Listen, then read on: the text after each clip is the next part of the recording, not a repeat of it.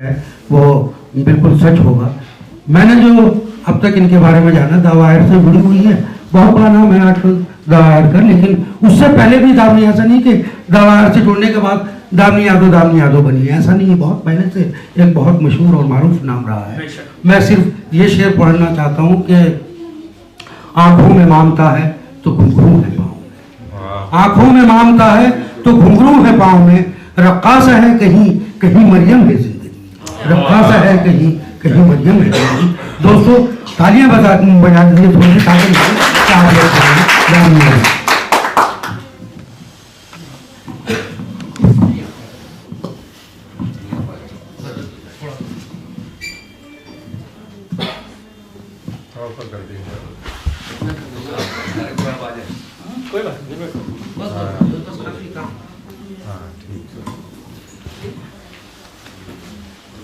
नमस्कार।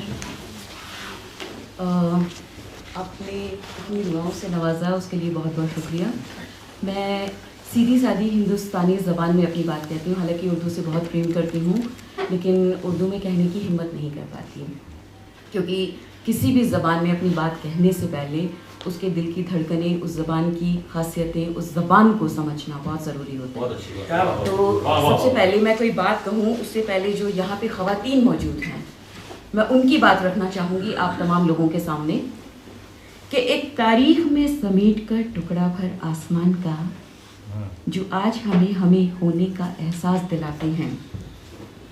एक तारीख में समेट कर टुकड़ा भर आसमान का, ये 8 मार्च को समर्पित है, जो आज हमें हमारे होने का एहसास दिलाते हैं। निवेदन है उनसे, रखो ये टुकड़ा भर एहसान अपने ही पास, भले ही ना हो पतंगों की उड़ान हमारे बचपन में, भले ही ना हो पतंगों की उड़ान हमारे बचपन में, भले ही हम गुड़ियों के घर सजाते हैं, मगर हम हमेशा सिर्फ निवाला गुड़ियों के मुंह में रखने के अभ्यास से ममता का पहला सबक दुनिया को सिखाते हैं। आसमान में आंचल ही नहीं उड़ाते हैं बलखाती मस्ती में, बल्कि जब चाहे अपने इरादों से आसमान को ही पल्लू में समेट लाते हैं। इसीलिए नहीं रहता है हमें अपना ही भान अक्सर, अपनी सुध लिए हो जाती है सुबह से शाम अक्सर, लेकिन हम दुनिया के हर घर में छिपी धड़कनों की तरह, धीमी सांस की तरह खामोशी से आते हैं जाते हैं। इसीलिए हमसे हर घर बनता है घर, और हम घर की धुरी बन जाते हैं। जी हाँ, हम ही औरत कहलाते हैं।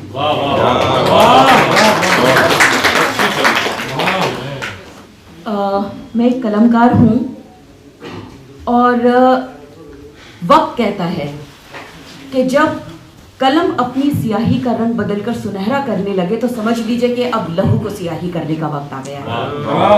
तो आज आप तमाम हजरात गवाह हैं इस बात के कि कलम किस तरह से बिकी हुई है और कितने चांदी के वर्क उसके बदले में उसे मिले हुए हैं।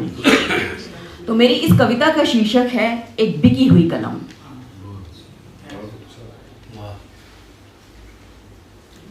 बिकी हुई कलम के दाम बहुत होते हैं, बिकी हुई कलम के दाम बहुत होते हैं, पर बिकी हुई कलम के काम भी तो बहुत होते हैं।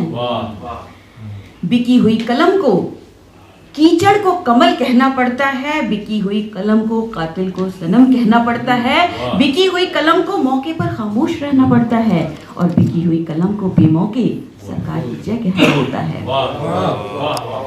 बिकी हुई कलम एक खूंटे से बंधी होती है, बिकी हुई कलम की स्याही जमी होती है, बिकी हुई कलम रोती नहीं सिर्फ गाती है, बिकी हुई कलम से सच की आवाज नहीं आती है।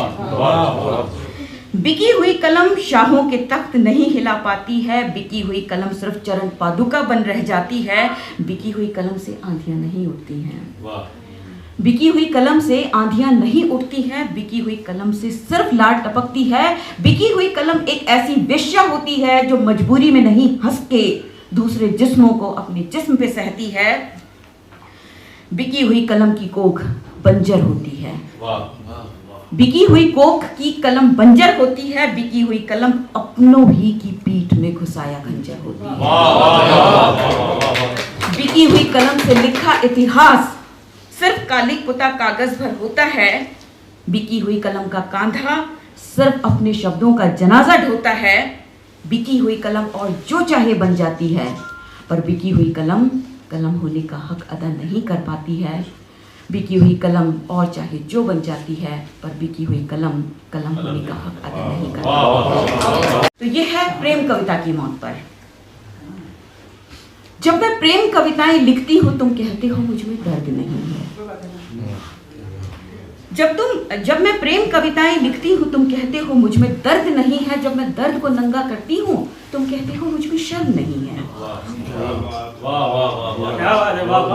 जब मैं शर्म से बोझिल पलकें उठा तक नहीं पाती हूँ, जब मैं शर्म से बोझिल पलकें उठा तक नहीं पाती हूँ, तुम कहते हो उठा नजरें लड़की, तुझे तो अभी जमाना देखना है। जब जमाने को देखकर मैं तुम्हें दुनिया दिखाती हूँ, तुम कहते हो लड़की नाजुक है, तुझे तो प्रेम करने की जरूरत है। क्या कहने पर मेरी शर्म से झुकी पलकें जो तुम्हारे तजर्बात में जबरदस्ती उठवाई, खुली आंखों में जो तुमने नंगी सच्चाइयां घुसाई, वो देखती है सड़क पर जन्मते और जन्म कर सड़क पर ही मरते इंसान के ही किसी बीच को। वो ठिठक जाती हैं बलात्कार से उधड़े शरीरों पर। वो देखती हैं सबका पेट भरने वाले पर खुद भूख से बिलबिलाते मरते किसान को, भूख की कीमत पर आबरू का सौदा करवाते किसी धनवान को, ढाबे पर चाय बांट बांट बढ़ाते किसी बचपन को, ढाबे पर चाय बांट बांट बढ़ाते किसी बचपन को, अपना हक उठा लेने से अपराधी की श्रेणी में आते किसी नक्सल को। ये कड़वी सच्चाइयां हैं परत दर परत, ये कड़वी सच्चाइयां हैं परत दर परत, नहीं है इनका कोई समाधान कोई हद। मुझे अब फूल पत्ती चुंबन आलिंगन नदियां सागर इंद्रधनुष बादल नजर नहीं आते हैं। मुझे अब फूल पत्ती चुंबन आलिंगन नदियां सागर इंद्रधनुष बादल नजर नहीं आते हैं। सिर्फ खामोश चीखे और दर्द ही मेरे कानों तक पहुंच पाते हैं। फिर